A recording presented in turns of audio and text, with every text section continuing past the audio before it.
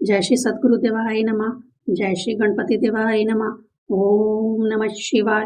रुद्र संहिता उत्तरार्ध खंड 37वां अध्याय। नंदीश्वर जी बोले, जब श्रेष्ठ पांडवों को दुर्योधन ने युद्ध में हरा दिया तो वह अपनी साध्वी स्त्री को साथ ले द्वैत वन में जाकर सूर्य से प्राप्त स्थली पर आनंद पूर्वक रहने लगे। तब दुर्योधन ने पांडवों को कष्ट देने हेतु दुर्वासा ऋषि को हजारों विद्यार्थियों सहित उनके यहाँ भोजन के लिए भेज दिया।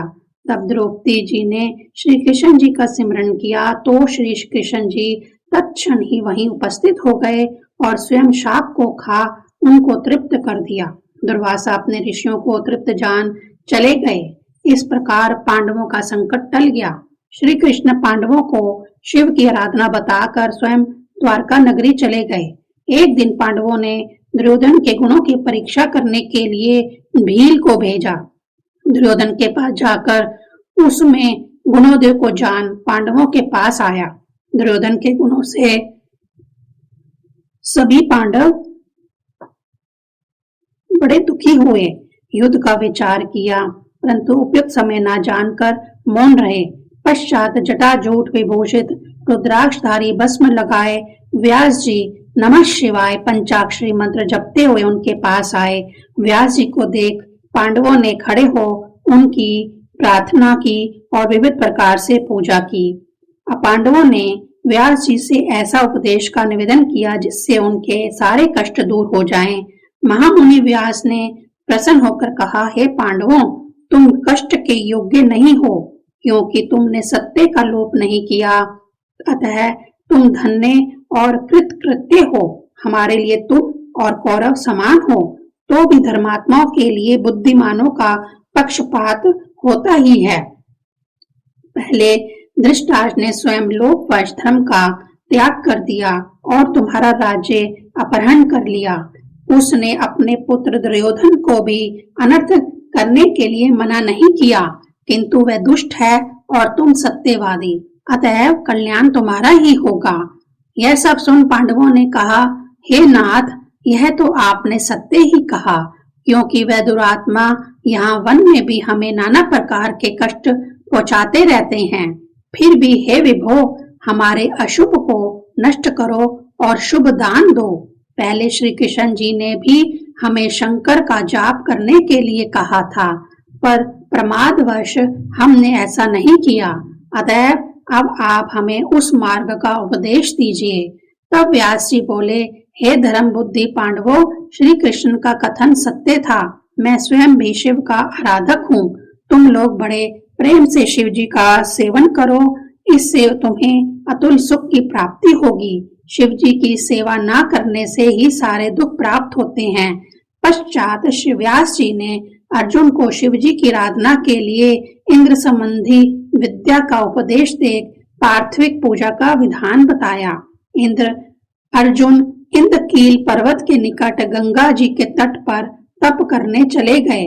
जब व्यास जी ने युधिष्ठिर से कहा कि तुम हमेशा धर्म में स्थित रहना, इससे तुम्हें निस्संदेह श्रेष्ठ सिद्धि प्राप्त होगी। 38वां अध्याय। नंदीश्वर जी बोले, अब शिव मंत्र के अतुल तेज के कारण अर्जुन प्रकाशमान हो गए। ऐसा देख पांडवों को अपनी विजय निश्चित दिखाई दी। उन्हें अपने में विपुल तेज दिखाई दिया। जब अर्जुन शिव के तप के लिए चले तो पांडवों सहित द्रौपदी ने उन्हें बड़े दुख से विदा किया, पर उन्हें व्यास जी का उपदेश याद आया और अपना कल्याण नजर आया। परंतु अर्जुन के वियोग से उन्हें कभी शांति प्राप्त न होती थी। तब उनके दुख को देख व्यास जी फिर उनके पास पहुँचे तथा उनके सुख के लिए कुछ समय के लिए वहां ठहर गए। एक दिन युधिष्ठिर ने व्यास जी से पूछा, हे महाप्राण, क्या ऐसा कष्ट पहले भी किसी ने पाया है या मैं ही ऐसा हतभागी हूँ? यह सुन व्यास जी ने कहा, नहीं, औरों ने भी एक से एक कठिन दुख पाए हैं। निषद देश का स्वामी नल तो आपसे भी अधिक दुख पा चुका है। राजा हरिश्चंद्र जी ने भी बड़ा दुख पाया है।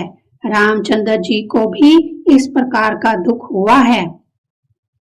ऐसा कौन है जो शरीर पाकर दुखी ना हो। पहले तो माता के गर्भ में जन्म ही दुख का कारण है। बाल्यावस्था भी कष्टकारक है। युवावस्था में दुख रूपी कामनाएं सताती रहती हैं। वृद्धावस्था में मरण रूप महादुख का कारण होता है। अतएव यह सब मिथ्या है। तुम सत्य का आचरण करो।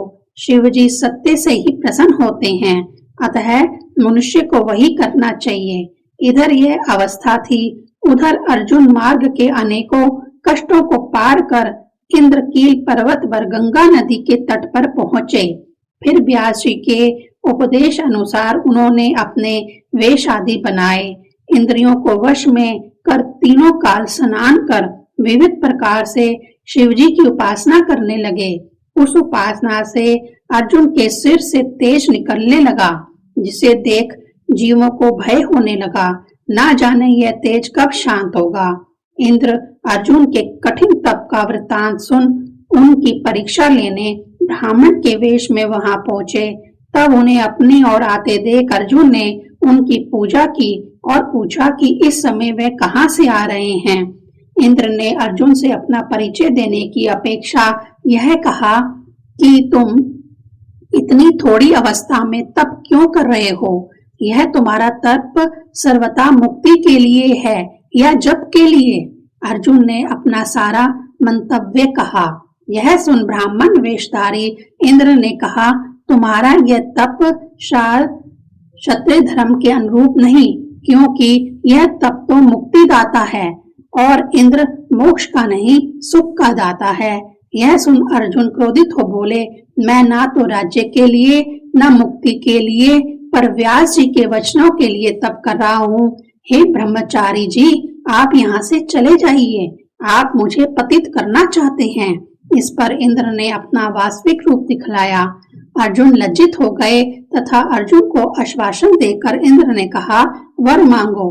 अर्जुन ने शत्रुओं पर विजय मांगी। इस पर इंद्र ने दुर्योधन सहित भीष्म, द्रोण और कर्ण आदि वीरों को दुर्जय कह अश्वत्थामा को शिवजी का अंश बताते हुए अपनी असमर्थता व्यक्त की। फिर कहा, इसके लिए एकमात्र समर्थ शिवजी हैं। पार्थिव विधान से अनेक उपचारों युक्त सर्वभाव से शिवजी की सेवा करो, तुमको अचल सिद्धि प्राप्त होगी। अर्जुन से ऐसा कह इंद्र उसकी रक्षा के लिए अनुचरों को नियुक्त कर शिवजी का ध्यान करते हुए अपने लोक को चले गए। अर्जुन संग्राम में विजय पाने के लिए वहां रह उसी विधि से शिवजी को प्रसन्न करने के लिए तप करने लगा। ओम नमः शिवाय।